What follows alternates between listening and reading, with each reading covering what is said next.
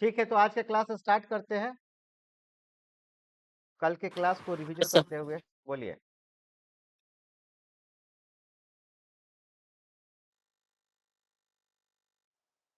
कुछ बोल रहे थे? चलिए कोई नहीं, क्लास के बाद बोल लीजिएगा। तो कल पहला जो है कॉन्ट्रैक्ट पढ़ा रहे थे बैंक एंड कस्टमर के बीच में, कि कस्टमर जो है डिपॉजिट करता है, डिपॉजिट करता है बैंक के पास, तो कस्टमर क्रेडिटर हो जाता है और बैंक डेटर हो जाती है। तो ये बैंकर, कस्टमर एंड बैंकर के बीच में पहला रिलेशनशिप है। ये भी कभी कोई पूछता है, बहुत सारे रिलेशनशिप दे देगा और पूछेगा कि फर्स्ट रिलेशनशिप कौन सा बनता है कस्टमर एंड बैंकर के बीच में, या बैंक एंड कस्टमर के बीच में, कुछ भी ऐसा कह सकता है। तो ये दूसरा चीज है कि आपको जो है आज जब हम पढ़ा लेंगे तो क्वेश्चन पेपर देंगे, सॉल्व करके आप जो है मुझे बताइएगा कि कितना आपको नंबर आया। इसमें हेरारकी का काफी इंपॉर्टेंट है कि जैसे अगर ये पूछेगा कि कस्टमर एंड बैंकर के बीच में क्या रिलेशनशिप है, तो इसका मतलब है कि पहले कस्टमर आया फिर बैंक आया। तो जब आप आंसर दीजिएगा ना, तो आप ऐसा ही दीजिएगा, जैसे कि मान लेते हैं कि यहाँ पे कस्टमर डिपॉजिट करता है आपको बैंक के पास, कस्टमर क्रेडिटर हुआ और बैंक डेटर हो गई। तो जब आंसर में होगा, मान लेते हैं कि आंसर में आपका क्रेडिटर डेटर भी दिया हुआ है और बी में आपका दिया हुआ है डेटर क्रेडिटर भी दिया हुआ है, तो फिर आप किसको कीजिएगा? या फिर आप सी में जो है बोथ किया हुआ है, तो फिर आप किसको टिक कीजिएगा? या फिर डी में जो है नन किया हुआ है, तो बताइए किसको टिक कीजिएगा? तो सिंपली आप एक को सर। एक को एक को टिक सर। कीजिए, एक को टिक एक को कीजिएगा। टेक। हाँ, एक को टिक कीजिएगा। तो यही बात है कि हेरारकी जरूर देखिएगा कि पहले क्या लिखा है। उसी प्रकार अगर ये भी पूछे कि what is the relationship between आपका bank and customer when customer deposit his जो है इन्वेस्टमेंट विथ बैंक, या whatever amount with bank, जो भी ऐसा ले, तब भी उसी समय आंसर क्या हो जाएगा? तब उस समय आंसर क्या हो जाएगा? ए नहीं हो जाएगा, तब क्या हो जाएगा? बी हो जाएगा, क्योंकि बैंक को पहले वो बोला है what is the relationship between bank and customer when customer deposit with bank. अगर ऐसा करके लाइन आए तो बैंक को वो पहले बोला है और कस्टमर को बाद में बोला है, तो इसलिए यहाँ पे बैंक क्या हो जाएगा? डेटर हो जाएगा, कस्टमर क्या हो जाएगा? क्रेडिटर हो जाएगा। इसलिए हेरारकी जरूर देखिएगा कि पहले कौन सा वर्ड आया है, बैंक है या कस्टमर है, तो आता हुआ भी क्वेश्चन गलत हो जाता है। दूसरा रिलेशनशिप हमने बताया था कि जब बैंक जो है कस्टमर को लोन देती है, तो यहाँ पे कस्टमर क्रेडिटर हो जाएगी, सॉरी बैंक क्रेडिटर हो जाएगी एंड कस्टमर जो है डेटर हो जाएगा। इसके बाद से आपको हम नेक्स्ट रिलेशनशिप बतला रहे थे कि जो लोन है वो कोलेटरल पे आया है। ठीक है ना? तो कोलेटरल में हमने बतलाया था आपको, बेलर बेली पहले बतलाए थे कि जो कस्टमर है वो बैंक के पास कुछ डिपॉजिट करता है। देखिए, डिपॉजिट वर्ड तो हर जगह आएगा, चाहे आप पैसा डिपॉजिट कीजिए या कोई सामान डिपॉजिट कीजिए या गोल्ड वगैरह कुछ भी सामान आप डिपॉजिट कीजिए, सिक्योरिटीज डिपॉजिट कीजिए, कुछ भी कीजिए, बॉन्ड डिपॉजिट कीजिए, तो सारा जो है ना डिपॉजिट ही वर्ड यूज होगा, इसलिए डिपॉजिट को पकड़ के रखिए। तो मान लेते हैं कि गोल्ड उसने डिपॉजिट किया है और बदले में उसने लोन लिया है, इस केस स्टडी हम बतलाए थे। तो यहाँ पे क्या हो गया? गोल्ड क्या है? एक प्रकार का जो है ना ऑब्जेक्ट है, टेंजेबल है। तो यहाँ पे कॉन्ट्रैक्ट ऑफ बेलमेंट बन गया, यहाँ पे कॉन्ट्रैक्ट ऑफ बेलमेंट बन गया, जहाँ पे कस्टमर आपका बेलर हो गया और बैंक क्या हो गई? बेली। ठीक है ना? तो बेलर बेली का रिलेशनशिप आपका हो गया। इसके बाद से यहाँ पे लोन ले लिया ना, तो कॉन्ट्रैक्ट ऑफ क्या हो गया? प्लेज हो गया, जहाँ पे कस्टमर क्या हो गया? प्लेजर हो गया और बैंक क्या हो गया? प्लेजी हो गई। इसको एक और वर्ड देते हैं हम लोग, पावनर, पावनर, पावनी। देख रहे हैं ना, अलग अलग वर्ड से भी डिनोट किया जाता है, पावनर पावनी। अच्छा, एक चीज आपको नोट कीजिए कि जब भी कोई कॉन्ट्रैक्ट स्टार्ट होता है, मतलब कहीं ना कहीं से तो कॉन्ट्रैक्ट स्टार्ट होगा ना, तो जब भी कोई कॉन्ट्रैक्ट स्टार्ट होता है जहाँ पे स्टार्टिंग पॉइंट होगा, वहां के शुरू में जरूर ई आर या ओ आर रहेगा। अब हर जगह ये वैलिड नहीं है, लेकिन मेरा ऑब्जर्वेशन है कि मैक्सिमम ये वैलिड है जहाँ पे ये रहेगा। समझ में आ रहा है ना? तो ये एक प्रकार का जब केस स्टडी होगा तो कौन कौन सा कॉन्ट्रैक्ट बनेगा, कौन सा पार्टी क्या कहलाएगा, इंडेमनीफायर कौन होगा, इंडेमनिटी होल्डर कौन होगा, या बेलर कौन होगा, बेली कौन होगा। तो जब बड़ा सा केस स्टडी होता है तो वहां पे कंफ्यूजन होता है। तो फिर वहां पे आप स्केचिंग कर लेंगे और फिर देखेंगे कि किधर से कॉन्ट्रैक्ट स्टार्ट हुआ है बनना। तो उसके शुरू में क्या रहेगा, वर्ड में ER या OR रहेगा। आप अभी क्वेश्चन सॉल्व करेंगे तो यहाँ पे समझ में आ जाएगा। उसी प्रकार जब कॉन्ट्रैक्ट एंड होगा तो वहां पे क्या रहेगा, डबल E या ED। तो इसको जस्ट नोट कर लीजिए, ये 100% ट्रू नहीं है या कोई लॉ तो है नहीं, मेरा ऑब्जर्वेशन है। तो जो आपको हमने बता दिया, ये बहुत जगह ये काम आ जाता है, ठीक है ना। तो उसी प्रकार यहाँ पर क्या है कि जो बेलर हो जाएगा वो पॉनर भी हो जाएगा एंड प्लेजर भी हो जाएगा। जो बेली है वो प्लेजी भी हो जाएगी एंड पौनी भी हो जाएगी। समझ में आ रहा है ना? तो transfer of goods from one party to another party is called contract of bailment. ये आप याद रखिएगा। नेक्स्ट यहाँ पे है कि अगर रहे कि कोई P1 पार्टी है, जो P1 P2 को, मतलब P1 क्या है, कस्टमर है। जो कस्टमर है ये आपको बैंक के पास कुछ डिपॉजिट किया है, डिपॉजिट किया है। जैसे कि डिपॉजिट जो है पैसा नहीं किया, ऑब्जेक्ट ही किया है। तो ऑफ कोर्स यहाँ पे बेलर बेली हो जाएगा। समझ में आ रहा है ना? यहाँ पे बेलर बेली हो जाएगा। अब यहाँ पे ये आपको केस स्टडी में रहेगा कि ये जो डिपॉजिट किया है ये किस चीज के लिए किया है। तो ऑलवेज लोन के लिए करे कोई जरूरी नहीं है। समझ में आ रहा है ना? ऑलवेज ये लोन के लिए करे कोई जरूरी नहीं है। हो सकता है कि ये जो डिपॉजिट किया है इसने ट्रस्ट क्रिएट किया, कि आप ट्रस्ट क्रिएट कर दीजिए, बाद में हम ले जाएंगे या किसी और को दे देंगे। तो यहाँ पे तो कॉन्ट्रैक्ट ऑफ प्लेज नहीं बना ना। अगर कॉन्ट्रैक्ट, अगर ये जो डिपॉजिट किया है ये for the purpose of loan किया है, कंफ्यूजन यहीं पे होता है। For the purpose of loan किया है, तब तो पाउनर पाउनी और आपका ये आपका प्लेजर प्लेजी होगा, ये ठीक है। लेकिन उसने अगर ट्रस्ट क्रिएट किया है कि नहीं आप गोल्ड को रख लीजिए, आप गोल्ड को रख लीजिए, हम बाद में इसको ले जाएंगे, ट्रस्ट क्रिएट कर दिए। ट्रस्ट काफी इंपॉर्टेंट है। ट्रस्ट जो है वो आपका ट्रस्ट एक्ट के थ्रू होता है, जहाँ पे कोई भी क्लेम वगैरह नहीं कर सकती, ना इनकम टैक्स डिपार्टमेंट, ना गवर्नमेंट, ना कहीं कोई कुछ उस पर, ना गारंटी ऑर्डर उस पर लग सकता है। तो ट्रस्ट जो है एक प्रकार का सिक्योर डिपॉजिट होता है, वहां पे कोई भी क्लेम नहीं कर सकता है, कोई भी क्लेम नहीं कर सकता है। तो ये काफी इंपॉर्टेंट है समझना, धीरे धीरे आप जान जाएंगे। तो ट्रस्ट में आपको अगेन दो चीज होता है, एक आपका क्या होता है, बेनिफिशियरी, एक होता है बेनिफिशियरी, और दूसरा क्या होता है, और दूसरा जो आपका होता है ट्रस्टी। समझ में आ रहा है ना? एक क्या होता है बेनिफिशियरी और दूसरा होता है आपका ट्रस्टी। तो बेनिफिशियरी कौन होगा, तो ऑफ कोर्स कस्टमर है। बेनिफिशियरी का मतलब सामान किसके पास जाएगा, इसका इसका बेनिफिटेड कौन होगा। तो यहाँ पे कस्टमर खुद अगर लेना चाहे तो बेनिफिशियरी वो हो सकता है।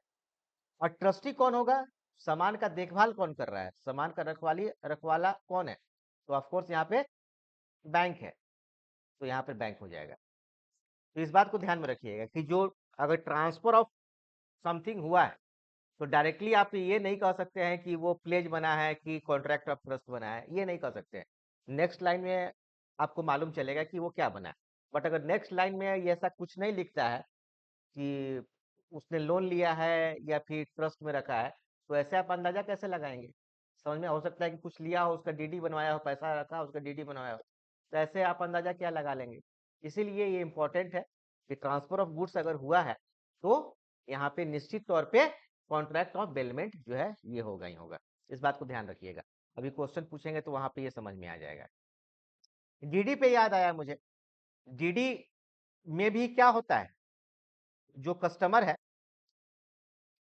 जो कस्टमर है ये बैंक के पास आपका कुछ पैसा डिपॉजिट करता है। तो कस्टमर यहाँ पे क्या हो जाएगा, क्रेडिटर हो जाएगा, बैंक क्या हो जाएगी, डेटर हो जाएगी।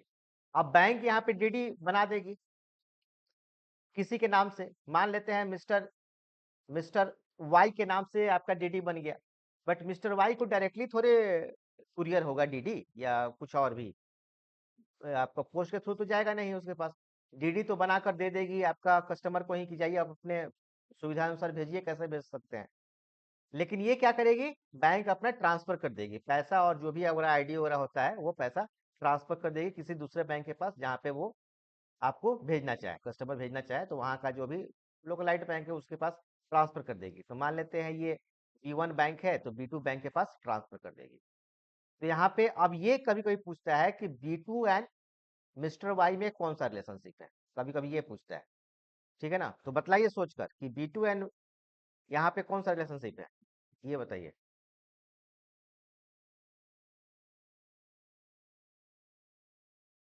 यहाँ तो हमने बतला दिया कि जब डिपॉजिट होगा तो कस्टमर कुछ भी डिपॉजिट करेगा तो क्रेडिटर ही होगा, मैंने पैसा डिपॉजिट करेगा तो क्रेडिटर ही होगा, और बैंक क्या हो जाएगा, डेटर ही हो जाएगा। बट जब डीडी बन चुका है तो फिर नेक्स्ट रिलेशनशिप क्या होगा, फिर क्या होगा? Agent principal. नहीं एजेंट प्रिंसिपल नहीं होगा, यहीं पे ट्रस्ट क्रिएट हो गया। ट्रस्ट क्रिएट हो गया तो B2 जो हो जाएगा वो ट्रस्टी हो जाएगा, एंड आपका वाई जो हो जाएगा वो बेनिफिशियरी हो जाएगा। समझ में आ रहा है ना, ये काफी इंपॉर्टेंट है समझना। डीडी पे और एक काफी इंपॉर्टेंट केस स्टडी आता है, कॉन्ट्रैक्ट ऑफ इंडेमनिटी से रिलेटेड, तो उसको बतला देते हैं। सबसे पहले यहाँ पे जो आपको डॉक्यूमेंट दिए हुए थे इसका फोटो कॉपी आप करा लीजिएगा, और जिनके व्हाट्सएप पे नहीं ओपन हो रहा है आप मुझे मेल आईडी भेज दीजिएगा, हम मेल पे भेज देंगे, आप मेल के थ्रू उसको डाउनलोड कर लीजिएगा। तो कल हमने डिफिनीशन बतलाया था कि बैंक का क्या डिफिनीशन है, उसका बहुत सारी चीज बतलाए थे। इसके बाद से कस्टमर को भी समझाया था कि कस्टमर एक्चुअली क्या होता है। तो ऐसा कुछ कस्टमर के लिए कुछ खास आवाज कट रहा है सर। आवाज कट रहा है, ठीक है अभी ठीक कर देते हैं।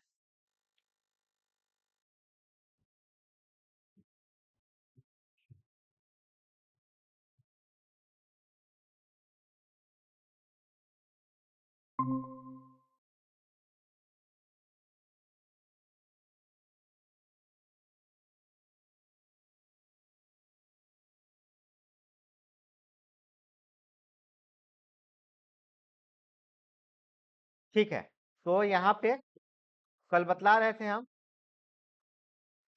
कि डिफिनेशन क्या है कस्टमर का। तो एक्चुअली कस्टमर का डिफिनेशन कुछ खास नहीं है, कहीं पे कुछ एकदम हार्ड एंड फास्ट टाइप का नहीं है। कस्टमर चूंकि एक कॉन्ट्रैक्ट है तो इंडियन जो कॉन्ट्रैक्ट एक्ट है उसके अकॉर्डिंग हम लोग जानते हैं कि तीन चीज होना चाहिए, कंसिडरेशन होना चाहिए, फ्री कॉन्सेंट होना चाहिए, एंड कैपेसिटी होना चाहिए। इसका आगे आपको दिखेगा भी, केस स्टडी भी आपको दिखेगा, और साथ में बैंक के पास अकाउंट भी होना चाहिए अकॉर्डिंग टू KYC। तो ये आपका कस्टमर का यहाँ पे डिफिनेशन है। इसके बाद से नेक्स्ट जो है डिफरेंट टाइप ऑफ रिलेशनशिप, जिसमें डेटर क्रेडिटर है, क्रेडिटर एंड डेटर है। आवाज सर। आवाज कट रहा है,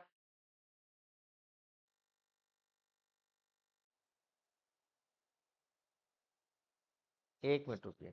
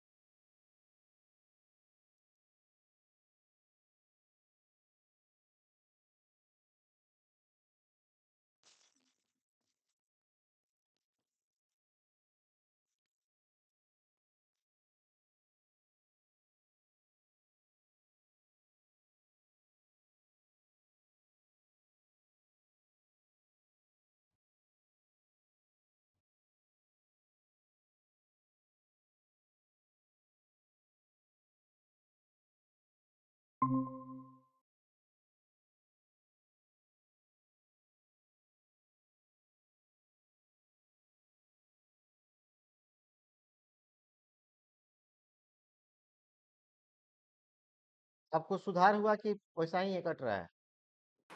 सही है सर। ठीक है, तो एक्सप्लेन हम कर रहे थे कि क्रेडिटर डेटर जो है पहला रिलेशनशिप है, उसके बाद से कुछ भी नेक्स्ट हो सकता है। यहाँ पे देख लेते हैं क्या क्या दिया हुआ है। तो पहला रिलेशनशिप क्लियर हो गया, दूसरा हो गया ट्रस्टेड बेनिफिशियरी हो गया। इसमें एक चीज और आपको मिलेगा, सेटलर। तो इसको भी ध्यान में दीजिएगा, सेटलर क्या होता है। ठीक है ना, पहले इसको बतला देते हैं फिर आगे बतलाते हैं।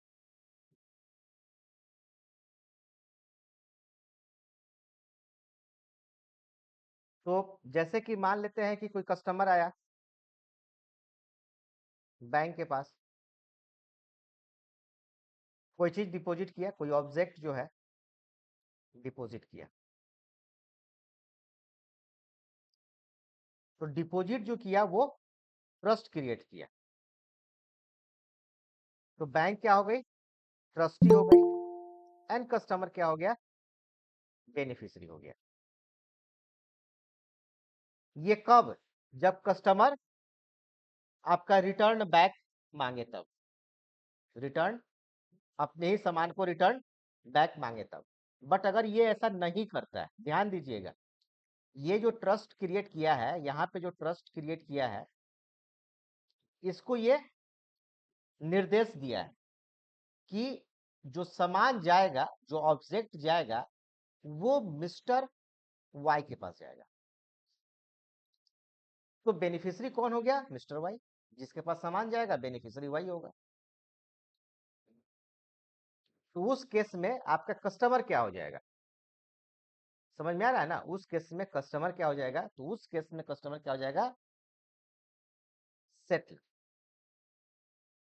तो ये ध्यान दीजिए, किसने क्या किया, एक प्रकार का ट्रस्ट क्रिएट किया बैंक के साथ, लेकिन सामान वो खुद नहीं ले रहा है। तो बेनिफिशियरी तो वो खुद नहीं है ना, बेनिफिशियरी आपका कौन हो गया, मिस्टर वाई हो गया। तो एक्चुअली कोई पूछेगा ना कि फिर कस्टमर क्या हो गया, तो कस्टमर क्या हो गया, सेटलर हो गया।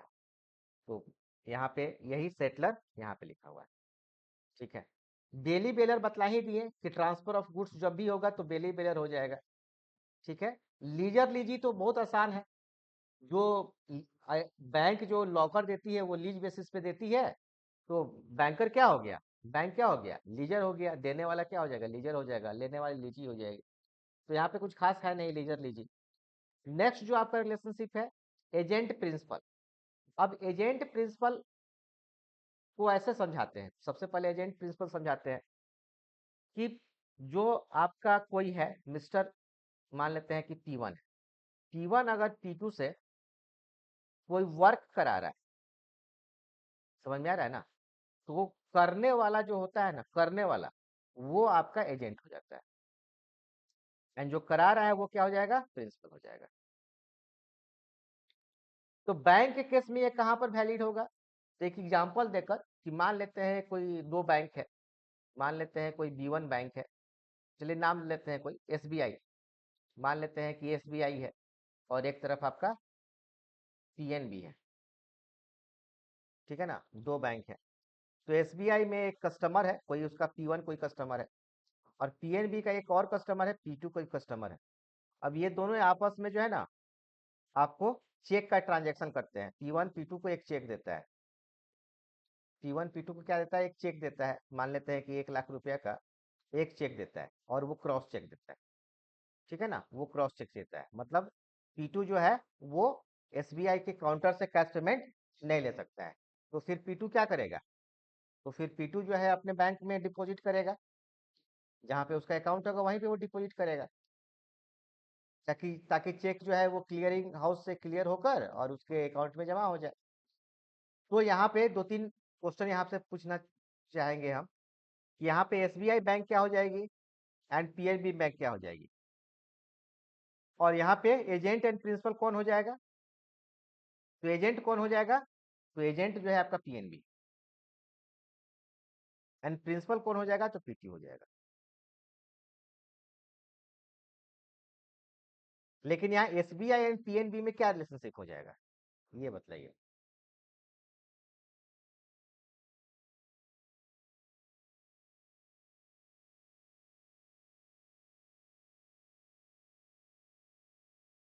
बोलिए, SBI एंड PNB में क्या रिलेशनशिप हो जाएगा।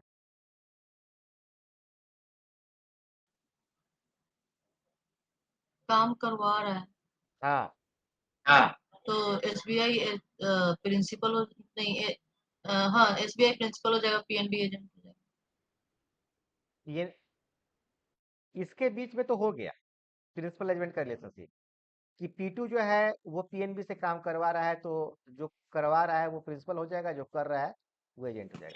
सर ड्रॉई और ड्रॉवर होगा सर। सर ड्रॉवी ड्रॉवर कहाँ से हो जाएगा? ड्रॉवी ड्रॉवर जब अपने से वो ड्रॉ कर रहा है तब ना, ड्रॉवर थोड़े कर रहा है।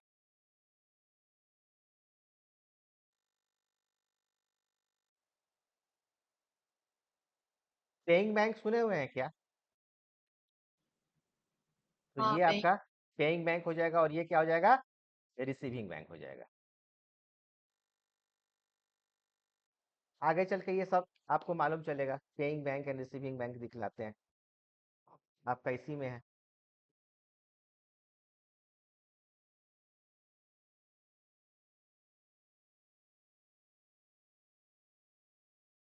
जब हम चेक पढ़ाएंगे ना तो वहां पे इसको डिटेल पढ़ाएंगे।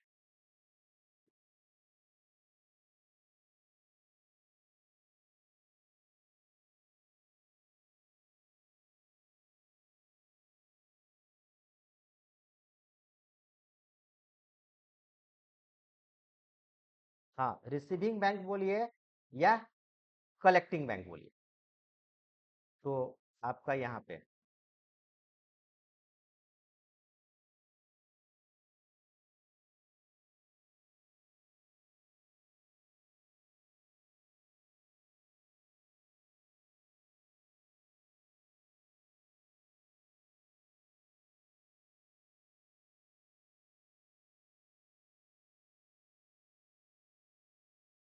Payment and collection of cheques and other negotiable instrument.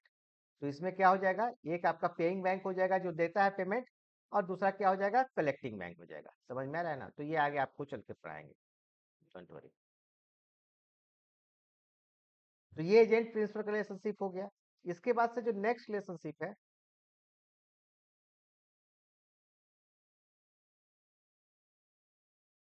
Indemnity and indemnity holder. ये हालांकि अभी हम बतलाए हैं, लेकिन फिर से इसको बतला देते हैं कि जब भी कोई प्रॉमिस करता है, कोई P1 जो है वो P2 को प्रॉमिस करता है पार्टिकुलर चीज का, कि आपको अगर इस चीज का लॉस हो जाता है, चाहे वो मेरे द्वारा हो या किसी और के द्वारा हो, तो मैं प्रॉमिस करता हूं कि इस लॉस की भरपाई हम करेंगे, फुलफिल जो है हम करेंगे। तो जो प्रॉमिस करता है वो क्या हो जाएगा, इंडेमनीफायर। इंडेमनीफायर। और जो प्रॉमिस एक्सेप्ट करेगा, ठीक है आपकी प्रॉमिस हम एक्सेप्ट करते हैं, तो इसको हम लोग इंडेमनिटी होल्डर कहेंगे। इंडेमनिटी होल्डर या इंडेमनीफाइड। देख रहे हैं ना, लास्ट में ईडी आ रहा है और जो स्टार्टिंग है वो वहां पे ई आ रहा है। और इस कॉन्ट्रैक्ट जो बना, दोनों के बीच में एक कॉन्ट्रैक्ट बना, यहाँ पे जो है ना एक कॉन्ट्रैक्ट बना, तो इस कॉन्ट्रैक्ट को हम लोग क्या बोलेंगे, contract of indemnity. Contract of indemnity. अब इसका एप्लीकेशन बैंक में कहाँ है? तो एक काफी अच्छा एप्लीकेशन है बैंक में, जो पूछता है एकदम वीवीआई टाइप का एप्लीकेशन है। ध्यान दीजिएगा कि कोई कस्टमर है, ये आपको बैंक के पास गया डीडी बनवाने के लिए, डिमांड ड्राफ्ट बनाने के लिए, तो बैंक बनाकर दे दी उसको, डीडी बनवा कर दे दी, पैसा जहाँ भेजना था आपको दूसरे बैंक के पास भेज दी। लेकिन जब ये डीडी लेकर आ रहा था, जिस बैग में डीडी लेकर आ रहा था कस्टमर, वो डीडी क्या हुआ, लॉस्ट हो गया, बैग गिर गया कहीं। कई बार ऐसा हो जाता है कि डीडी जो है आपका लॉस्ट हो गया।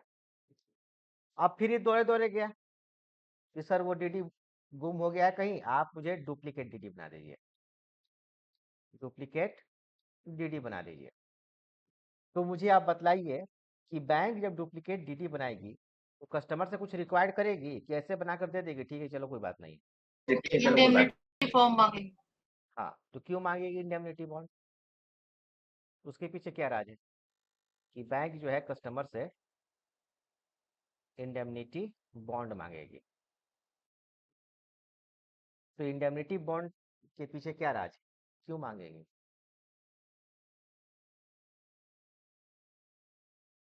अच्छा चलिए, कि अगर ओरिजिनल मिल जाए तो उसकी भरपाई कस्टमर करेगा। Very good. तो यहाँ पे एक क्वेश्चन आता है कि डीडी एंड चेक में क्या अंतर है, इसको भी नोट कीजिए। ये दोनों जो है आपका निगोशिएबल इंस्ट्रूमेंट है। तो जब भी बैंक को देना होता होगा तो चेक तो था ही ना बैंक के पास, समझ में आ रहा ना? अगर पैसा ट्रांसफर करने की ही बात थी तो बैंक के पास तो चेक था ही, बैंक अपना चेक दे देता, कस्टमर को तुरंत चेक लिख कर दे देता। डीडी का क्यों ऐसा नियम कानून आया? तो डीडी एंड चेक में क्या डिफरेंस है, ये कई बार जो है इंटरव्यू में पूछा जाता है और एग्जाम में पूछा जाता है कि डीडी एंड चेक में क्या डिफरेंस है। डीडी किसी पर्टिकुलर व्यक्ति या इंस्टीट्यूशन को ही जारी किया जाता है, ठीक लेकिन है, चेक के साथ ऐसा नहीं है। वो ठीक है, लेकिन चेक तो दिया जा सकता है ना इंस्टीट्यूशन को, पर्टिकुलर व्यक्ति को। सर इसमें पेमेंट जो है कंफर्म रहता है डीडी में सर, ठीक है, पैसा ऑलरेडी पे कर दिया होता है ना। ठीक है। अब बैंक चेक लिख के देगी तो वो थोड़े ऐसा है कि बाउंस कर जाएगा। बैंक की बात कर रहे डीडी हैं, सिक्योर होता है सर। ये सब कहानी जो है पुरानी है और सही है। जितना भी आप लोग बोल लीजिए डीडी सिक्योर होता है या इंस्टीट्यूशन को होता है, ये सब कहानी सब जो है वो सही भी है और पुरानी है। नई बात क्या है? नई बात है कि जो डीडी जो आया था, समझ लीजिए, जो डीडी का जो इन्वेंशन हुआ था, लोगों ने जो डीडी को लेकर आया था, उसके पीछे एक बहुत बड़ा रीजन था कि एक बार ये स्टार्ट हो गया, मतलब इशू हो गया, स्टार्ट का मतलब इशू हो गया, तो फिर स्टॉप नहीं हो सकता है, कैन नॉट स्टॉप। समझ रहे हैं ना? इसको स्टॉप आप नहीं कर सकते हैं। इट मीन्स कि कोई भी आदमी अगर बैंक के पास आएगा और बोलेगा कि सर इसको स्टॉप पेमेंट लगा दीजिए, स्टॉप पेमेंट लगा दीजिए, तो बैंक ऐसा नहीं कर पाएगी। बट चेक जो है उसको किया जा सकता है। तो यही कारण था कि लोगों ने, मतलब जो भी बैंक के विद्वान लोग थे, वो बोले कि ना, अगर किसी को पैसा देना एकदम जरूरी है और वो पैसा किसी भी हालत में वापस नहीं लेना है, उसको दे देना है, डायरेक्टेड कर देना है, तो फिर आप डीडी बनवा दीजिए, फिर आप चेक नहीं बनवाइए। तो चेक को आप स्टॉप पेमेंट कर सकते हैं बट डीडी को नहीं कर सकते। यही कारण है कि आप कस्टमर से भी इंडेमनिटी बॉन्ड लेते हैं कि आप कैसे बोल रहे हैं कि अगर एक डीडी का लॉस हो जाएगा तो स्टॉप पेमेंट करा दीजिए, लॉस क्यों होगा? समझ में आ रहा है ना? स्टॉप पेमेंट करा देते, लॉस क्यों होगा? तो स्टॉप पेमेंट नहीं करा सकते by law, bank stop payment नहीं कर सकती है। ये अलग बात है कि पहले के रेस्पेक्ट में आज जो है सिचुएशन बदल गया है। पहले जो है, आपने नाम सुना क्या, आपने ट्रैवलिंग चेक का नाम सुना क्या? सुना ही होगा, ऐसा तो नहीं है कि नहीं सुना होगा। Yes sir. तो ट्रैवलिंग चेक जो है वो क्या होता है कि जब आप कोई ट्रैवल करने जाता था, दूर जाता था, तो पैसा लेकर ना जाए, वो ट्रैवलिंग चेक लेके जाता था, ताकि वो किसी भी बैंक में जाए, कहीं भी वो जाए, तो वहां पे उसका चेक भर जाता था। अब वो इस उस समय की कहानी है जब आपका debit card, credit card, internet banking, mobile banking ये सब नहीं हुआ करता था। तो वहां पर भी वही था कि अगर ट्रैवलिंग चेक अगर गुम हो जाता है तो फिर आपको डुप्लीकेट अगर ट्रैवलिंग चेक चाहिए तो फिर आपको इंडेमनिटी बॉन्ड लगता था, क्योंकि अगर एक ट्रैवलिंग चेक अगर फिर आपका उसमें से पैसा अगर कोई निकाल लेता है तो फिर दूसरा के जगह आप क्या करेंगे? बैंक भरपाई करेगी, आप इसे जो है लेगी। अब पहले जो है आपको ये काम ज़्यादा होता था, अब चूंकि आज के डेट में इंटरनेट बैंकिंग का ज़माना है कि कोई भी काम अगर कहीं भी होता है, पूरे इंडिया में क्या, पूरे वर्ल्ड में कहीं होता है, तो एट ए टाइम आपको मालूम चल जाता है कि पैसा निकला कि नहीं, तो अभी आप ज़्यादा रोक सकते हैं। लेकिन कंसेप्ट वही पुराना वाला आ रहा है, लॉ वही पुराना वाला आ रहा है कि जब भी आप डुप्लीकेट डीडी देंगे तब आप इंडेमनिटी बॉन्ड लेंगे, यह सोच के लेंगे कि कहीं अगर वो बच जाएगा तो फिर हम क्या करेंगे समझ रहे हैं? तो कस्टमर से ही आपका भरपाई लेंगे। तो इस सिचुएशन में कस्टमर क्या हो जाएगा? इंडेमनीफायर हो जाएगा, क्योंकि प्रॉमिस करेगा और बैंक को लॉस हो सकता है, तो बैंक क्या हो जाएगी? इंडेमनीफाइड हो जाएगी। ये केस स्टडी काफी पूछता है, समझ में आ रहा है ना? और ये एकदम जान लीजिए कि डीडी को स्टॉप पेमेंट नहीं किया जा सकता है, चेक को किया जा सकता है। बाकी दोनों का जो कैरेक्टरिस्टिक्स है इसको छोड़कर बाकी सेम टू सेम, कहीं कुछ नहीं। और बाकी सब जो आप कह रहे थे कि इंस्टीट्यूशन को होता है, इंडिविजुअल को नहीं होता है, ये सब जो भी आप जानते हैं वो सब सही है। ठीक है, तो सर यहाँ पे ये आप जो एक नोट लिखवाए थे, स्टार्टिंग ऑफ कॉन्ट्रैक्ट ईआर और ईआर, ईडी और ईई, वो लागू हो रहा है क्या? एकदम लागू हो रहा है। प्रॉमिस कौन कर रहा है, स्टार्टिंग कौन कर रहा है, कॉन्ट्रैक्ट ऑफ इंडेमनिटी कौन कर रहा है? तो कस्टमर कर रहा है, प्रॉमिस तो वही ना कर रहा है कि बैंक को अगर लॉस होगा तो भरपाई हम करेंगे। तो स्टार्टिंग में क्या होता है, ईआर, तो ईआर है इंडेमनिफायर। और बैंक क्या है, बैंक तो एंड पॉइंट है ना, लॉस उसको होगा, इंडेमनिफाइड मतलब यहाँ पे ईडी हो रहा है। तो हम जो बतलाए थे सही है। ठीक है, नेक्स्ट कॉन्ट्रैक्ट बतला रहे हैं, कॉन्ट्रैक्ट ऑफ इंडेमनिटी का, कि जितना भी इंश्योरेंस कॉन्ट्रैक्ट है, कि जो इंश्योरेंस कंपनी है ये आपको प्रॉमिस करती है, आपको पॉलिसी होल्डर को प्रॉमिस करती है, और जिस चीज़ की वो इंश्योरेंस होता है उस चीज़ का प्रॉमिस करती है कि आपको अगर उस चीज़ का लॉस होता है तो अगेन उस चीज़ की भरपाई हम करेंगे, फुलफिल जो है ना हम करेंगे। तो इसके बीच में भी कॉन्ट्रैक्ट ऑफ इंडेमनिटी बनता है, कॉन्ट्रैक्ट ऑफ इंडेमनिटी बनता है, जहाँ पे इंश्योरेंस कंपनी क्या हो जाती है, इंडेमनीफायर हो जाएगी, एंड पॉलिसी होल्डर क्या हो जाएगा, इंडेमनीफाइड हो जाएगा, ईडी हो जाएगा। क्लियर है, ये आपका ईडी हो जाएगा। लेकिन यहाँ पे एक चीज को ध्यान में रखना है कि जो इंश्योरेंस का कॉन्ट्रैक्ट होता है, इंश्योरेंस का जो कॉन्ट्रैक्ट होता है ये दो प्रकार का होता है। मतलब कॉन्ट्रैक्ट ऑफ इंश्योरेंस दो प्रकार का होता है, एक लाइफ होता है, एक लाइफ इंश्योरेंस, और दूसरा जनरल इंश्योरेंस। ठीक है ना, दो प्रकार का इंश्योरेंस होता है, एक लाइफ इंश्योरेंस और दूसरा जनरल इंश्योरेंस। अब आपसे हम पूछ रहे हैं कि हेल्थ जो इंश्योरेंस है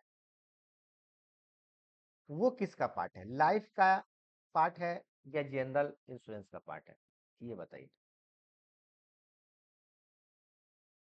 जनरल इंश्योरेंस। किसी को नहीं लगता है ना कि लाइफ इंश्योरेंस का पार्ट है? ठीक है, ये आपका हेल्थ इंश्योरेंस जो है वो जनरल इंश्योरेंस का पार्ट है। दोनों में क्या डिफरेंस है? तो दोनों में डिफरेंस है कि ऐसा कोई भी इंश्योरेंस जिसकी रिकवरी हो सकता है, रिकोरेबल, विच वन इज रिकोरेबल, तो जिसकी रिकवरी हो सकती है वो क्या हो जाएगा, जनरल इंश्योरेंस हो जाएगा। और जो नॉट रिकवरेबल, जिसकी रिकवरी नहीं हो सकती है, नॉट रिकवरेबल, जिसकी रिकवरी नहीं हो सकती वो क्या आ जाए, लाइफ इंश्योरेंस। क्योंकि एक बार शरीर से जान प्राण निकल गया फिर कोई दूसरी इंश्योरेंस कंपनी या कोई भी दुनिया का नहीं लौटा सकता है, तो नॉट रिकवरेबल। तो ध्यान दीजिएगा, जो कॉन्ट्रैक्ट ऑफ इंश्योरेंस है, सॉरी कॉन्ट्रैक्ट ऑफ जो इंडेमनिटी है वो केवल जनरल इंश्योरेंस पे काम करती है, लाइफ इंश्योरेंस पे काम नहीं करती है। तो ये भी क्वेश्चन कई बार पूछता है कि कॉन्ट्रैक्ट ऑफ इंडेमनिटी जो है वो कॉन्ट्रैक्ट ऑफ इंश्योरेंस पे काम करती है बट ओनली जनरल पे, लाइफ पे नहीं। और यहाँ ध्यान देने वाली बात है कि लाइफ इंश्योरेंस तो बहुत छोटा सा पार्ट है, मैक्सिमम पार्ट जो है वो तो जनरल इंश्योरेंस का ही ना, मतलब अगर पूरे इंश्योरेंस को हम लोग अगर बांट दें तो आपको ये ध्यान दीजिए कि पूरे इंश्योरेंस में जो लाइफ इंश्योरेंस वाला जो पार्ट है ना वो बहुत कम है। पूरे वर्ल्ड की बात कर रहे हैं कि कितने लोग लाइफ इंश्योरेंस लेते हैं, कितने लोग जनरल इंश्योरेंस लेते हैं, तो लाइफ इंश्योरेंस वाला पार्ट बहुत कम है। समझ में आ रहा है, बहुत कम है, 10% मैक्सिमम से होगा, मुश्किल से होगा। अब ध्यान, बाकी जो 90% है वो सब आपका जनरल इंश्योरेंस है, लाइफ इंश्योरेंस वाला पार्ट बहुत कम है। ऐसे एग्जैक्ट डेटा हमको नहीं मालूम है, गूगल पे हम भी ट्राई करेंगे, आपके पास भी अगर ट्राई कीजिएगा तो ग्रुप में डालिएगा कि जो है दोनों में क्या आपका परसेंटेज हो सकता है ओवरऑल में, लाइफ इंश्योरेंस और जनरल इंश्योरेंस में। तो मालूम चलेगा कि पूरा का पूरा जो है वो जनरल इंश्योरेंस ही कवर किए हुए हैं। तो कॉन्ट्रैक्ट ऑफ इंडेमनिटी जो है ये आपको जनरल इंश्योरेंस पे अप्लाई होती है। ठीक है ना, नेक्स्ट क्या है आपका, हाइपोथिकेशन। ये तो बता ही दिए हैं कि जो कोलेटरल होता है वो चार प्रकार का होता है, एक आपका मॉर्गेज होता है, दूसरा आपका प्लेज होता है, हाइपोथिकेशन होता है, एंड असाइनमेंट होता है। तो मॉर्गेज में जो कस्टमर होता है वो मॉर्गेजर हो जाता है और बैंक क्या होती है, मॉर्गेजी हो जाती है। और हाइपोथिकेशन में आपका बैंक क्या हो जाती है, अगेन बैंक जो है हाइपोथिकेटी हो जाती है, कस्टमर हाइपोथिकेटर हो जाता है। तो ये सब तो चीज उसी प्रकार असाइनमेंट पे क्या हो जाएगा, असाइनमेंट पे भी सेम से रहेगा कि बैंक जो हो जाएगी वो असाइन, आपका असाइनमेंट हो जाएगा, असाइनमेंटी करके कुछ होगा वहाँ पे वो हो जाएगी और वो असाइनमेंटर हो जाएगा। समझ में आ रहा है ना।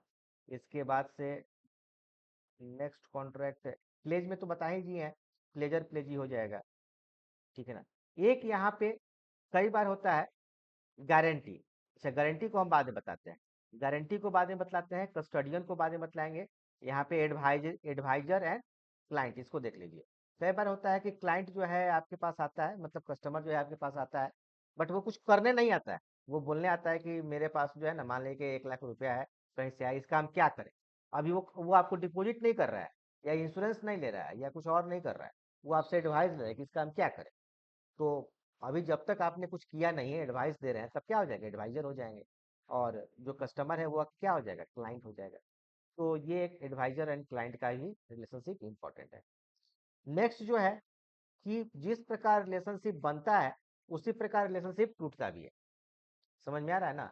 तो वही है जो हमने कॉन्ट्रैक्ट का बतलाया था कि अगर आपका कस्टमर का डेथ हो जाए, इंसॉल्वेंसी मतलब बैंकरप्ट हो जाए, या लुनासी का मतलब क्या हो गया कि वो अनसाउंड माइंड हो गया, तो क्या हो जाएगा, एक प्रकार से ये आपका इनवैलिड कॉन्ट्रैक्ट हो जाएगा। तो ऑटोमेटिकली उसका अकाउंट क्या हो जाएगा, बंद हो जाएगा, कॉन्ट्रैक्ट ब्रेक हो जाएगा।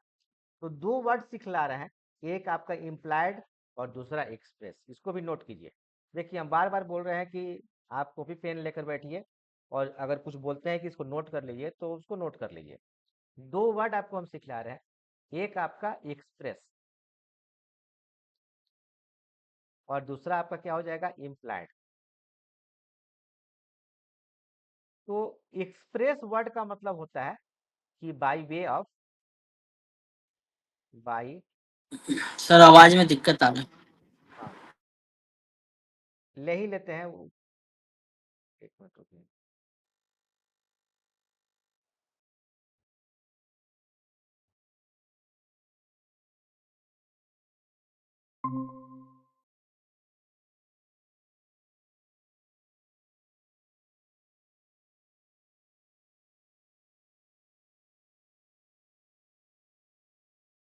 हाँ, तो 2 वर्ड बतला रहे थे, एक आपका एक्सप्रेस बतला रहे थे एंड दूसरा आपका इम्प्लाइड बतला रहे थे।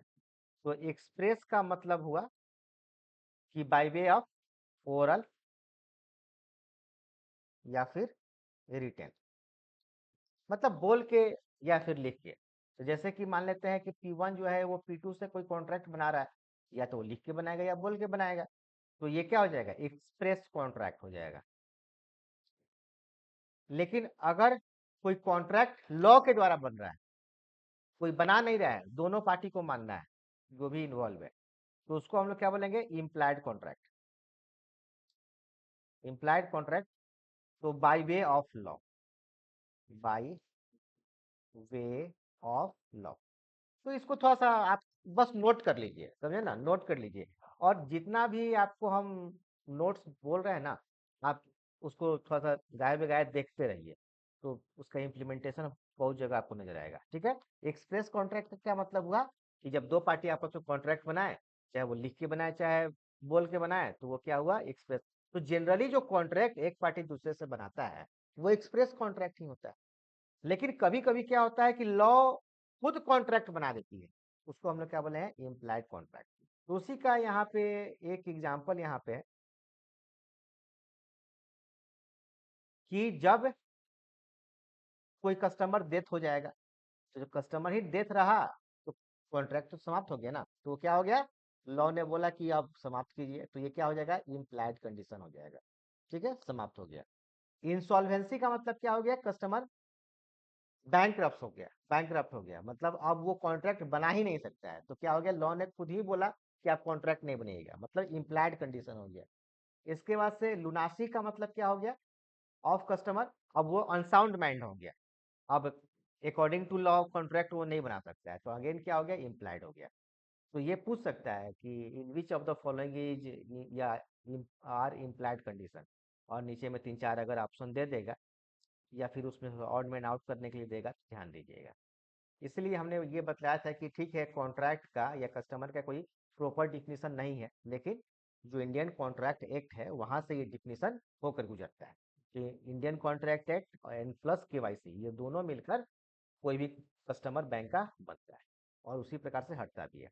नेक्स्ट इसमें क्या है कि अगर कोई कस्टमर अपना अकाउंट क्लोज कर रहा है, जैसे कोई कस्टमर बना और वो वॉलंटरी आकर बोलता है कि मेरे अकाउंट क्लोज कर दीजिए, अकाउंट वो क्लोज करना चाहे तो क्लोज कर देगा, तो आपका जो कॉन्ट्रैक्ट बना था वो क्या हो जाएगा, टर्मिनेट कर जाएगा, तो फिर कस्टमर नहीं रहेगा।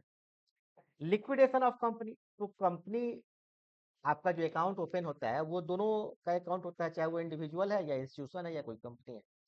तो उसी प्रकार कंपनी भी अगर डिस्क्वालीफाइड हो गई, लिक्विडेशन का मतलब क्या हो गया, डिस्क्वालीफाइड, मतलब एक प्रकार से बैंक रप्ट हो गई, तो वो क्या हो गया, कंपनी का अकाउंट समाप्त कर दिया जाएगा, नोटिस दिया जाएगा, समाप्त कर दिया जाएगा।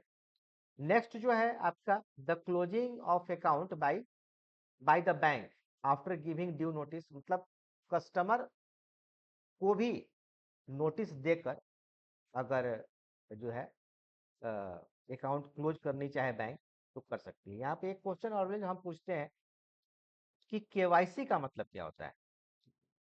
जब भी आप किसी भी कस्टमर का अकाउंट ओपन करते हैं तो केवाईसी चेक करते हैं ना, तो एक्चुअली केवाईसी का मतलब क्या होता है, नो योर कस्टमर। तो ये तो नो योर कस्टमर इसका जो है मतलब पूरा फुल फॉर्म हुआ, पूरा मतलब बताइए। इसमें ISA देखते हैं। हाँ, आईडी देखते हैं एंड आपका एड्रेस देखते हैं, ठीक है। ये भी ये नेक्स्ट स्टेप हुआ कि उसका जो है आप आईडी देखते हैं, नाम वगैरह देखें, उसका टोटल डेट ऑफ बर्थ वगैरह देखें, मतलब उसका जो भी एक मिनिमम रिक्वायरमेंट है वो आप नजर किए, और फिर वो कहाँ रहता है इसको भी आप देखें। इसके अलावा भी कुछ है क्या, बस इतना देखते हैं और बैंकर की रिस्पॉन्सिबिलिटी समाप्त हो जाती है, ये बताइए कि उसके अकाउंट ओपन हो जाना चाहिए, मतलब कर देते हैं हम लोग, अलग बात, कर देते हैं, लेकिन वास्तव में क्या है, इतना ही है। नहीं, VOBR भी होता है, क्या होता है,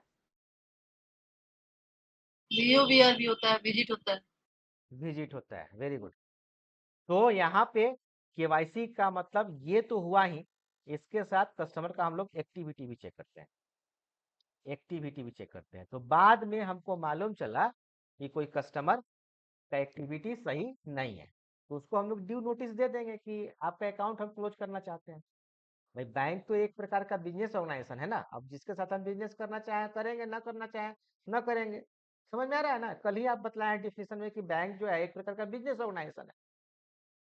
तो कस्टमर को नोटिस दे दिया जाएगा और उसके साथ अकाउंट क्लोज कर दिया जाएगा, ये रिलेशनशिप समाप्त हो जाएगा, ठीक है ना। तो ये भी पूछा जाता है। नेक्स्ट क्या हुआ कि कोई काम फॉर टाइम बीइंग के लिए कस्टमर के साथ बैंक कर रही है, और वो अगर टाइम समाप्त मतलब वो काम समाप्त हो जाता है तो रिलेशनशिप समाप्त हो जाएगा। जैसे कि हमने बताया कि कस्टमर के पास एक चेक है जो उसके फ्रेंड से मिला है या क्लाइंट से मिला है, कैसे भी मिला है, अब बैंक वो क्लियरिंग के लिए दिया है, अब बैंक जो है उसको क्लियर हो गया, तो ये प्रिंसिपल एजेंट का रिलेशनशिप फॉर टाइम बीइंग के लिए बना, उसका समाप्त हो गया।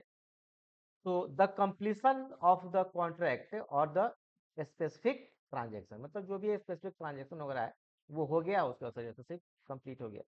रिपेमेंट ऑफ लोन, अब जो है ना कस्टमर एज ए डेटर और बैंक एज ए क्रेडिटर का रिलेशनशिप बना, और कस्टमर लोन का रिपेमेंट पूरा कर दिया, तो वो रिलेशनशिप समाप्त हो गया।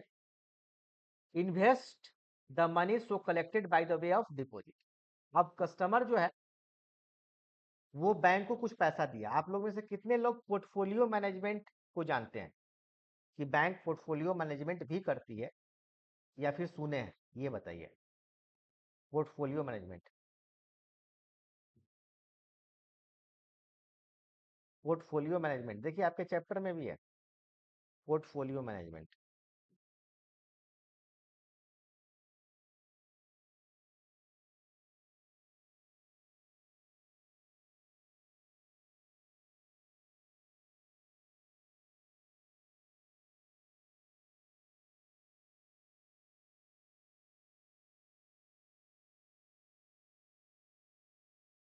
बोलिए,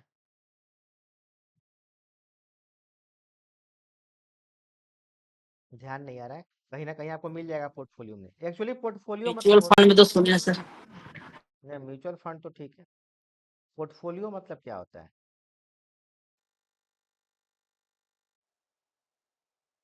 पोर्टफोलियो मतलब जब जिसमें सब कुछ आ गया उसको मैनेजमेंट। सब कुछ आ गया मतलब क्या क्या आ ये गया? सर क्या गया मतलब क्या क्या आ गया? TPD sir.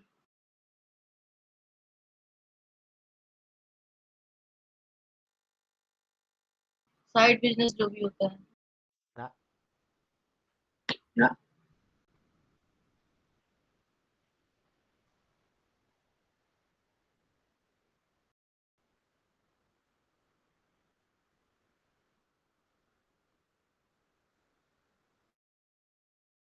तो कुछ कुछ वर्ड है उसको जो है ना सीख लीजिए, ये सब अगेन नोट करने के लिए है।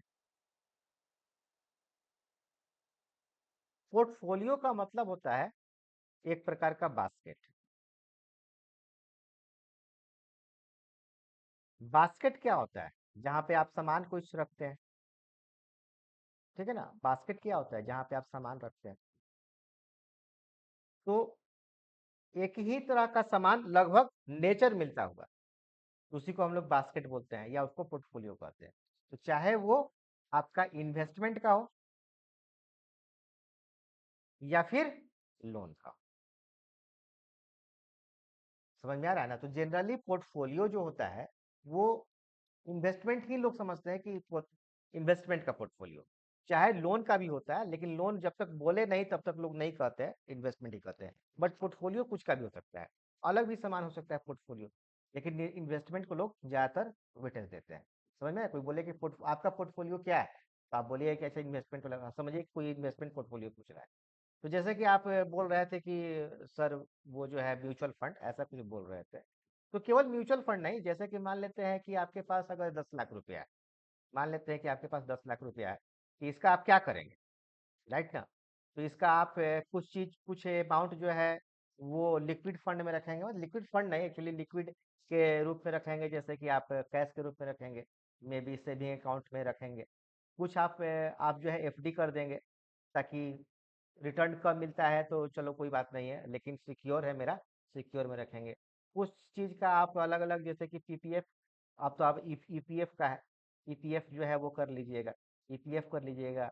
आपका जो है केवीपी है, मतलब ये सब सिक्योर वाला है, ठीक है ना। अब जो है कुछ आप चाहेंगे कि आपको ज्यादा रिटर्न मिल जाए, तो आप म्यूचुअल फंड में भी कर लीजिएगा। कुछ का आप शेयर ले सकते हैं, कुछ का आप गोल्ड बॉन्ड ले सकते हैं। समझ में आ रहा है ना? तो इस तरह से अलग अलग चीज का आप इन्वेस्टमेंट, अलग अलग चीजों में इन्वेस्टमेंट कर सकते हैं। तो ये जो आपने किया, इसको हम लोग क्या बोले? Portfolio management.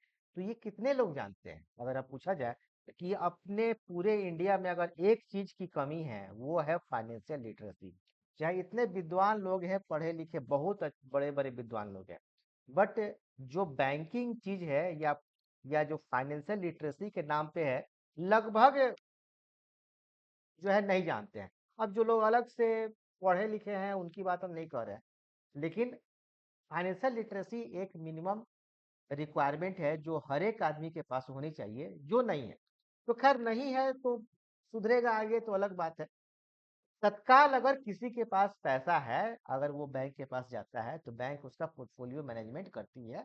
इट मीन्स कि कस्टमर बताता है कि उसको कितना रिस्क लेना है, वो रिस्क के अकॉर्डिंग उसका पोर्टफोलियो मैनेजमेंट करती है, उसका वो चार्जिंग लेती है। That's all. तो पोर्टफोलियो का मतलब क्या होता है? एक प्रकार का बास्केट होता है। कहाँ से बात चल रही थी, भूल गए। हाँ, तो यही बात है कि जो इन्वेस्टमेंट हुआ, जैसे कि मान लेते हैं कि कस्टमर ने पैसा दिया कि 10 लाख रुपया आप सिक्योरिटीज में इन्वेस्टमेंट कर दें। समझ में आ रहा है ना?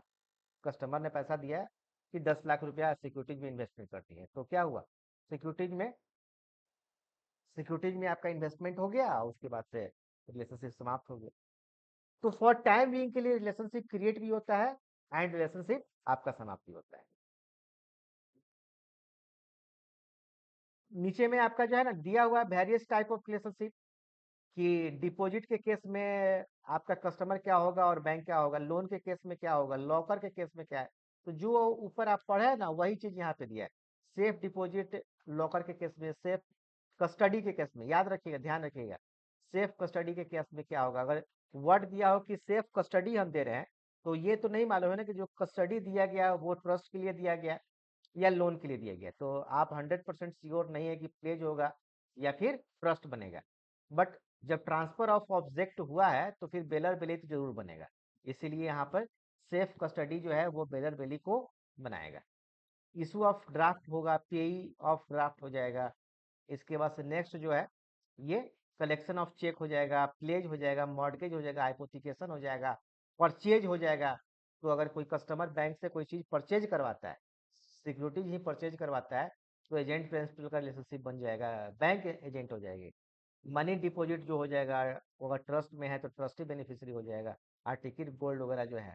अब एक चीज़ बतलाइए, जैसे कि मान के चलिए कि कोई कस्टमर आपके बैंक में आया और उसके पास कुछ सामान है, और उसके पास मान लेते हैं कि एक थैला है या एक बैग है, और आपके बैंक में वो छूट जाता है, आपकी नज़र उस पर पड़ती है, तो आप क्या करेंगे? आप संभाल के रखेंगे कि इसको ऐसे ही छोड़ देंगे? अगर संभाल के रखेंगे तो कोई रिलेशनशिप बनेगा कि नहीं? बोलिए आगे दीजिए। ट्रस्टी हो जाएगा सर बैंक। ट्रस्टी हो जाएंगे, वेरी गुड। ठीक है ना, मतलब मैंडेटरी नहीं है कि अब कस्टमर कल होकर अब सामान छोड़ने लगे और आप संभालने लगे, अपना काम छोड़कर कस्टमर का जो है संभाल लेंगे। नहीं, एज ए कस्टमर है आपका, आपका कस्टमर है, तो आपको अगर नज़र पड़ गई तो आप उसको रख दीजिए, सामान वो आएगा तो अपना ले जाएगा। तो यहाँ पे ट्रस्ट क्रिएट हो गया, कस्टमर क्या हो गया? बेनिफिशियरी हो गया, और आप क्या हो गए? ट्रस्टी हो गए।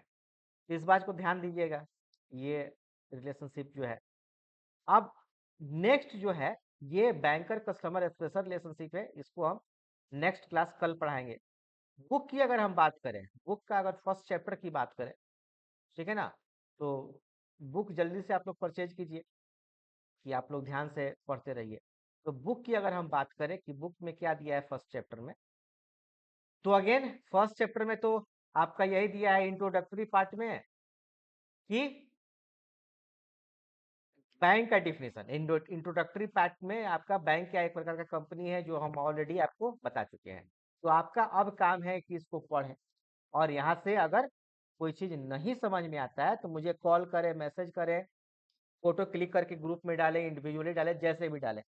अब यहाँ पे है कि money lender are not banker, already हम एक्सप्लेन कर चुके हैं कि जो मनी लेंडर है, चाहे वो महाजन है या साहूकार है या सेठ हैं, वो बैंकर नहीं है, क्योंकि वहाँ पे आप डिपॉजिट नहीं कर सकते हैं। तो कौन बैंकर है, कौन बैंकर नहीं है, इसके विषय में हम डिटेल आपकी चर्चा कर चुके हैं।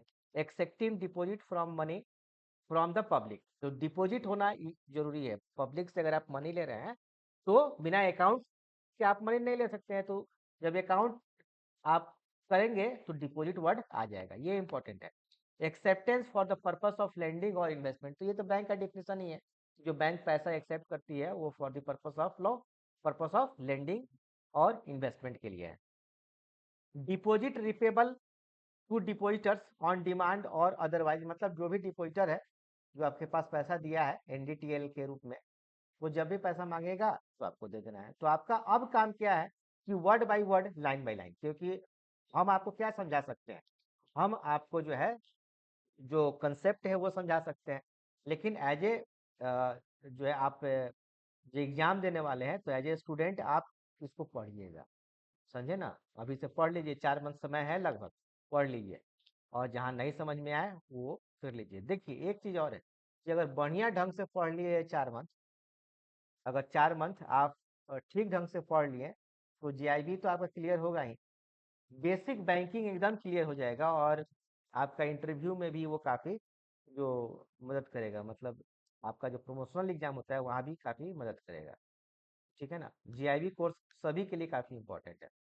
तो इन सारे चीज़ों को पढ़िएगा। इसके बाद से अगर हम लोग रिलेशनशिप की बात करें, तो जितना रिलेशनशिप है वो सारा चीज़ हमने बता दिया है कि कस्टमर किसे कहते हैं, ये सब हमने बता दिया है।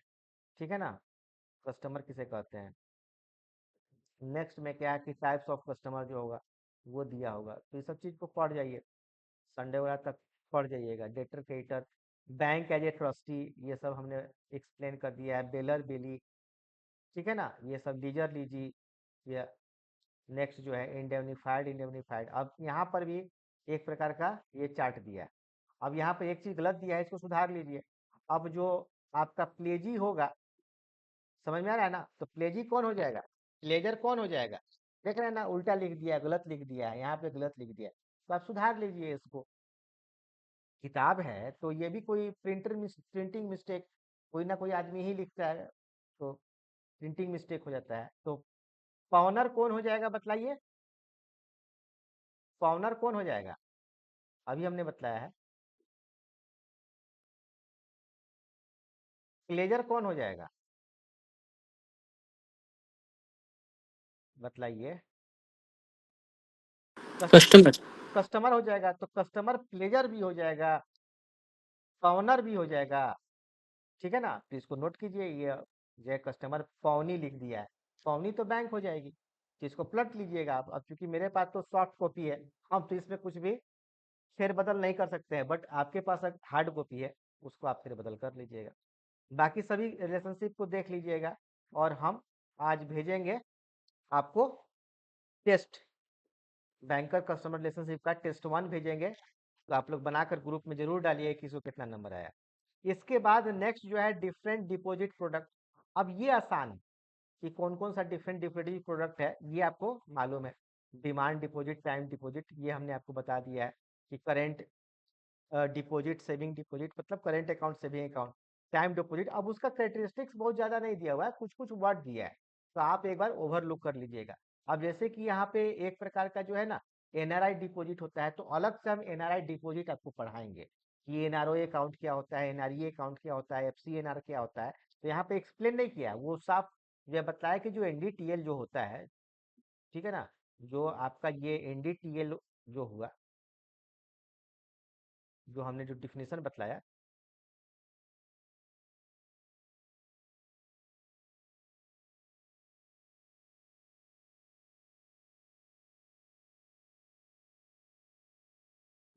कहाँ गया डिफिनेशन, बहुत पहले बता दिए। ठीक है, यहाँ पे जो हमने एनडीटीएल जो बतलाया, ये जो आपका एनडीटीएल है, तो ये तो एनडीटीएल आपका सेविंग अकाउंट, करेंट अकाउंट है। अब तो इंडियन डिपॉजिटर के लिए भी है और फॉरेन डिपॉजिटर के लिए भी है, मतलब एनआरआई के लिए भी है, और सभी बहुत सारे एनडीटीएल में आपका चीज आ जाएगा। एनआरआई के लिए वही 3 प्रकार का अकाउंट बतला रहा है, एनआरई, एनआरओ एंड एफसीएनआर।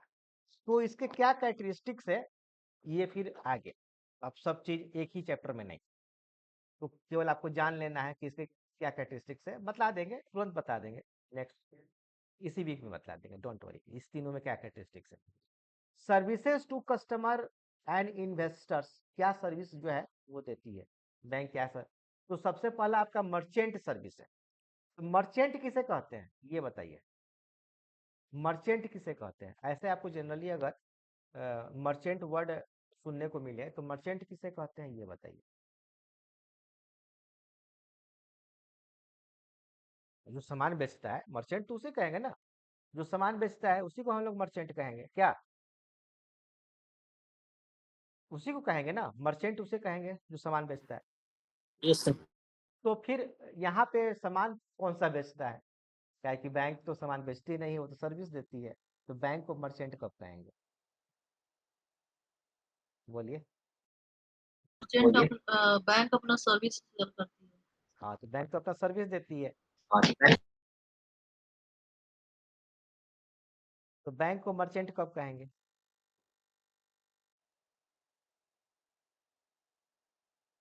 तो देखिए, जब भी कंपनी जो है, जब भी कंपनी, कोई भी कंपनी अपना आईपीओ मार्केट में लेकर आती है, आईपीओ, आईपीओ का मतलब क्या होता है, इनिशियल पब्लिक ऑफर। मतलब इनिशियल पब्लिक ऑफर कहाँ पे आता है, तो कैपिटल मार्केट में आता है, ढेर सारा चीज बाकी ये पढ़ाएंगे। अब चूंकि एज ए बैंकर आप जानते भी होंगे कि आईपीओ आता है, आप में भी आप इन्वेस्टमेंट भी करते होंगे। तो जब भी आईपीओ लेकर आता है, तो ये आईपीओ कहीं ना कहीं से सेल होगा, समझ में आ रहा है ना, कहीं ना कहीं से तो सेल होगा, तो बहुत लोग सेल करते हैं, तो बैंक जो है वो मर्चेंट के रूप में इसको सेल भी करती है। तो अगर कोई बैंक जो है, B1 जो है वो आईपीओ को सेल कर रही है, तो इस समय जो है B1 है वो क्या कहलाएगी, मर्चेंट बैंकर कहलाएगी। क्लियर हो गया, उस समय वो जो है B1 क्या कहलाएगी, मर्चेंट बैंकर, जिस समय वो किसी कंपनी का आईपीओ सेल कर रही है। अब आईपीओ जो है जब एक बार सेलिंग हो जाता है, तो फिर वो किसी ना किसी स्टॉक एक्सचेंज से लिस्टिंग हो जाता है, क्या हो जाता है, लिस्टेड हो जाता है, और फिर वो ट्रेडिंग शुरू हो जाता है, फिर वो ट्रेडिंग शुरू हो जाता है। तो ये बहुत लंबा प्रोसेस है, कभी एक अच्छा से एक्सप्लेन करेंगे। बट मर्चेंट यहाँ पे जो लिखा है कि मर्चेंट बैंकिंग कब होगा, जब बैंक आईपीओ सेल करती है, इनिशियल पब्लिक ऑफर, या एफपीओ सेल करती है, फॉलो ऑन पब्लिक ऑफर। अब दोनों में क्या डिफरेंस है? तो दोनों एक ही चीज है, चाहे आईपीओ कह लीजिए चाहे एफपीओ कह लीजिए, दोनों में कोई डिफरेंस नहीं है। ठीक है ना? फिर कभी इस पे डिफरेंट चर्चा होगी। तो इसको पढ़ के आइए कि मर्चेंट बैंकिंग किसे कहते हैं, इसको पढ़िएगा और जहाँ पे कोई दिक्कत होगा वहाँ पूछिएगा। लीज फाइनेंसिंग ये नहीं पढ़िएगा, ये लीज फाइनेंसिंग आपको अभी समझ में नहीं आएगा। एडवांटेजेस ऑफ लीजिंग ये समझ में नहीं आएगा। इकोनॉमी में लीज फाइनेंसिंग का एक बहुत बड़ा चैप्टर है, तो उसको जब हम पढ़ाएंगे ना तो ये लीज फाइनेंसिंग समझ में आ जाएगा। प्लास्टिक मनी जो है आपका क्या है, जो आपका डेबिट कार्ड, क्रेडिट कार्ड, ये सब क्या है? प्लास्टिक मनी है। तो इसके विषय में तो कुछ खास हमको समझाना नहीं है, तो पढ़ के आइएगा प्लास्टिक मनी। मतलब ये पार्टिकुलर चैप्टर का एक बार रीडिंग लगा कर आइएगा, और हम लोग कल एक्सप्लेन करेंगे। अगर इसमें कहीं कुछ ऐसा चीज है तो उसको हम लोग एक्सप्लेन करेंगे, और नहीं तो हम लोग इसमें अगर कोई ऐसा चीज है जो समझ में नहीं आ रहा है, जिसको हम अभी तत्काल समझा भी नहीं सकते हैं, जैसे बता ना कि लीज फाइनेंसिंग को अभी हम तत्काल समझा भी नहीं सकते हैं, तो फिर अ, आपको उसको फिर रख लेंगे कि उसको हम बाद में समझाएंगे। यहाँ पे कुछ क्वेश्चन दिया हुआ है, यहाँ पे कुछ क्वेश्चन दिया हुआ है, तो इस क्वेश्चन को जो है ना बना दीजिएगा। यहाँ पे क्वेश्चन दिया है, नीचे में आंसर दिया हुआ है, तो क्वेश्चन आंसर को बनाइएगा, और हम क्वेश्चन भेज भी दे रहे हैं। अभी तो जो है समय समाप्त हो रहा है, तो ज़्यादा नहीं पढ़ाएंगे, नहीं तो फिर आप लोग बोलिए कि ज़्यादा सर पढ़ा दिए। क्वेश्चन बनाइएगा क्या? अभी एक आध क्वेश्चन बनाइएगा। हाँ सर दीजिए। तो आपके बना सामने है, लेंगे। बनाइए।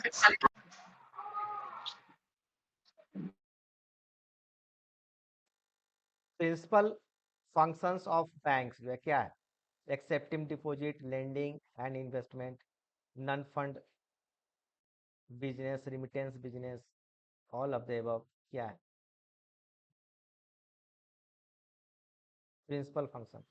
ई principal function only A, only A B? only AB yes sir. ठीक है, सोचिएगा। बी बतलाइए। When a bank lend money to the corporate person, the relationship क्या होता है बिटवीन देम? बैंक जो है पैसा जो है कॉर्पोरेट पर्सन को देती है, उस समय क्या हो जाएगा? Future debtors. तो देखिए B. ये सब what relationship is created when the bank collect a cheque in clearing, अभी ना बतलाएं। समझ में आ रहा है ना? तो ये सब बन जाएगा आपसे। Demand deposit are those which can be withdrawn, क्या हो जाएगा? On request, on sanctioning by manager, on demand, या ऑन परसुएशन, क्या हो जाएगा? क्या हो जाएगा? On demand. और मर्चेंट बैंकर, अभी हम बतलाएं कि मर्चेंट बैंकर किसे कहेंगे। तो financial broker, financial intermediary, credit appraisers, underwriters, all of the above, क्या हो जाएगा? पढ़िएगा। ठीक है ना? तो डेट्स ऑल, इसको अभी हम छोड़ देते हैं। जब तक आप पढ़ेंगे नहीं तब तक मुझे कितना ही बतला दे नहीं समझ में आएगा, तो एक बार रीडिंग लगा कर आइएगा।